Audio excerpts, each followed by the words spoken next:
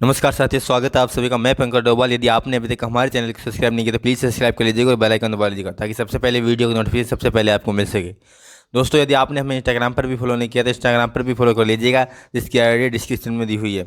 इस वीडियो में हम देखेंगे कि दैनिक पाठ योजना किस प्रकार से बनाएं, तो वीडियो के अंत तक बने रहिएगा, बिल्कुल भी वीडियो को मिस मत कीजिएगा। दोस्तों, हमें कॉलेज से एक दैनिक पाठ योजना की एक डायरी मिलती है। उसके अंदर हमें लगभग 15 से 20 लेसन प्लान बनाने होते हैं। तो किस तरह से लेसन प्लान बनाने होते हैं वो इस वीडियो में हम देखेंगे। सबसे पहले आपको दैनिक पाठ योजना लिखना है, फिर उसके बाद दिनांक, कक्षा, कालांश, विद्यालय का नाम, समय, संबंध इकाई, विषय विज्ञान, पाठ्य क्रमांक 17, पाठ्य प्रकरण प्राकृतिक परिघटनाएँ। इस वीडियो में हम विषय विज्ञान ले रहे हैं और पाठ्य प्रकरण है प्राकृतिक परिघटनाएँ। अगर आपकी दूसरी विषय है तो आप इसका फॉर्मेट देख सकते हैं कि किस तरह से दैनिक पाठ योजना बनाते हैं। विषय विज्ञान है पाठ्य प्रकरण प्राकृतिक परिघटनाएं। उद्देश्य व्यवहारगत परिवर्तन, ज्ञानात्मक। छात्र प्राकृतिक परिघटनाओं का प्रत्यास्मरण कर सकेंगे।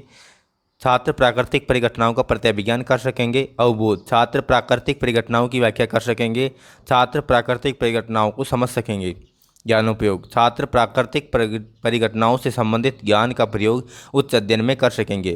छात्र प्राकृतिक परिघटनाओं से प्राप्त ज्ञान का दैनिक जीवन की नवीन परिस्थितियों में उपयोग कर सकेंगे। कौशल, छात्र प्राकृतिक परिघटनाओं की जानकारी प्राप्त कर सकेंगे। छात्र प्राकृतिक परिघटनाओं को चित्र द्वारा प्रदर्शित कर सकेंगे। अभिरुचि, छात्र प्राकृतिक परिघटनाओं से संबंधित तथ्यों के बारे में रुचि ले सकेंगे। छात्र प्राकृतिक परिघटनाओं के विषय में दृष्टिकोण उत्पन्न करेंगे। अभिवृत्ति, छात्र प्राकृतिक परिघटनाओं के विषय में सकारात्मक दृष्टिकोण उत्पन्न कर सकेंगे। इसके बाद सहायक सामग्री, जो सहायक सामग्री काम आ रही है वो यहाँ पे लिख देनी है, जैसे लपेट फलक है, चौक है, डस्टर है, संकेतक है एवं समस्त कक्षा उपयोगी शिक्षण सहायक सामग्री। पूर्व ज्ञान, छात्र प्राकृतिक परिघटनाओं के विषय में सामान्य जानकारी रखेंगे। प्रस्तावना प्रश्न, प्रस्तावना प्रश्न में आपको 5 प्रस्तावना प्रश्न करने होते हैं, जिसके अंदर आपका जो प्रकरण है वो निकालना होता है। तो छात्र अध्यापिका क्रियाएं, छात्र क्रियाएं। पहला क्वेश्चन है, गतिशील वायु क्या कहलाती है? पवन। गर्मियों में चलने वाली गतिशील वायु को राजस्थान में क्या कहते हैं? लू। वे परिघटनाएं जो प्रकृति द्वारा होती है क्या कहलाती है? प्राकृतिक परिघटनाएं। बिजली का किसी एक प्राकृतिक परिघटना का उदाहरण बताइए। किसी एक प्राकृतिक परिघटना का उदाहरण बताइए। दोस्तों, यहाँ पे एक क्वेश्चन छूट गया है। चौथे नंबर का क्वेश्चन है कि किसी एक प्राकृतिक परिघटना का नाम बताइए, तो वो है बिजली का चमकना।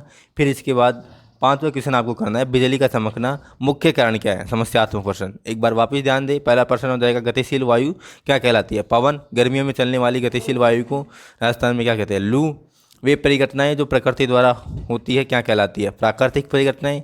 किसी एक प्राकृतिक परिघटना का उदाहरण बताइए। बिजली का चमकना। बिजली के चमकने का मुख्य कारण क्या है? तो ये हो जाएगा समस्यात्मक प्रश्न। इसके बाद उद्देश्य कथन करना आपको। आज हम प्राकृतिक परिघटनाओं का विस्तार पूर्वक अध्ययन करेंगे। पाठ का विकास, प्रस्तुतिकरण यहाँ से स्टार्ट होता है। इसके अंदर 4 कॉलम दिए गए, अध्यापन बिंदु, अध्यापक क्रियाएं, छात्र क्रियाएं, श्यामपट्ट कार्य। दोस्तों, इसके अंदर आप चाहो तो एक कॉलम और बना सकते हो विधि प्रविधि का। उसके अंदर आपको क्या लिख करना है? विधि प्रविधि। जैसे क्वेश्चन पूछेंगे तो प्रश्नोत्तर विधि हो जाएगी, और व्याख्या करेंगे तब व्याख्यान विधि। और उसका वीडियो पहले बना चुके हम, देख सकते हो आप। अध्यापन बिंदु, अध्यापक क्रियाएं, छात्र क्रियाएं, श्यामपट्ट कार्य। पहला अध्यापन बिंदु है वायुदाब। इसके लिए 3 विकासात्मक प्रश्न करने होंगे। पहला क्वेश्चन है, गुब्बारे को फुलाने हेतु उसमें क्या भरी जाती है? वायु। गुब्बारे में अधिक वायु भर जाने पर क्या होता है? गुब्बारा फट जाता है। गुब्बारा क्यों फट जाता है? ये हो जाएगा संभावित। छात्र अध्यापिका कथन, गुब्बारे में आवश्यकता से अधिक वायु भरने पर गुब्बारा फट जाता है। वायु के कारण होता है। पतंग का उड़ना व धूल का उड़ना वायुदाब के कारण होता है। सूर्य की गर्मी से पृथ्वी के निकट को वायुदाब गर्म होकर ऊपर उठती है। वायु गर्म होकर ऊपर उठती है। उसका स्थान लेने के लिए ठंडी वायु ध्रुवों से उस ओर प्रवाहित होती है। इसी कारण से हवा चलती है।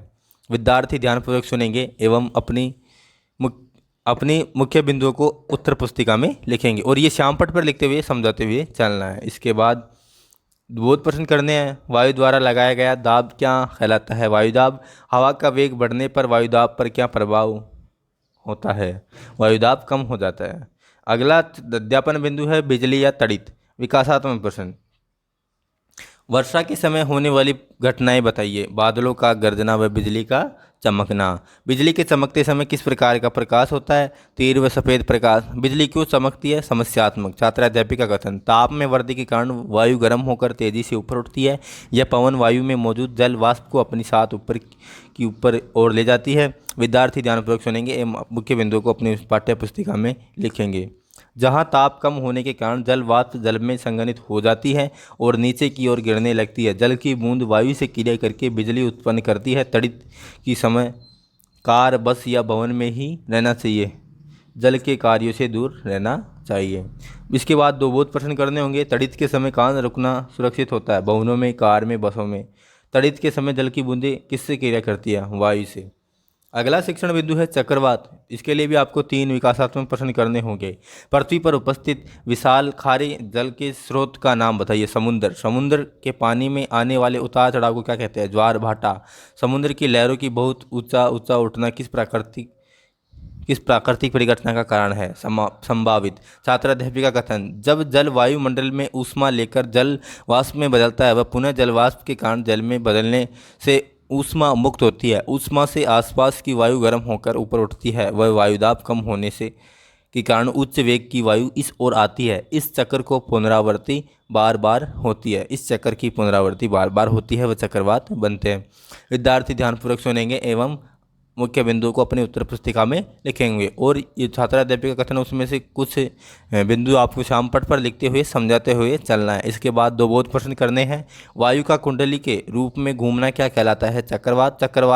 चक्रवात का केंद्र क्या कहलाता है? नेत्र।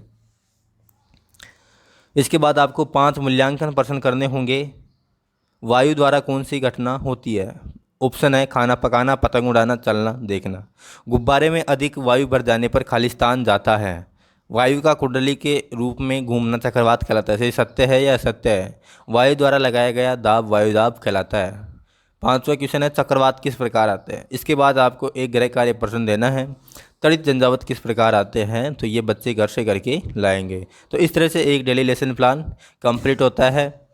विषय है विज्ञान, शीर्षक है प्राकृतिक परिघटनाएं। धन्यवाद। जय हिंद, जय भारत।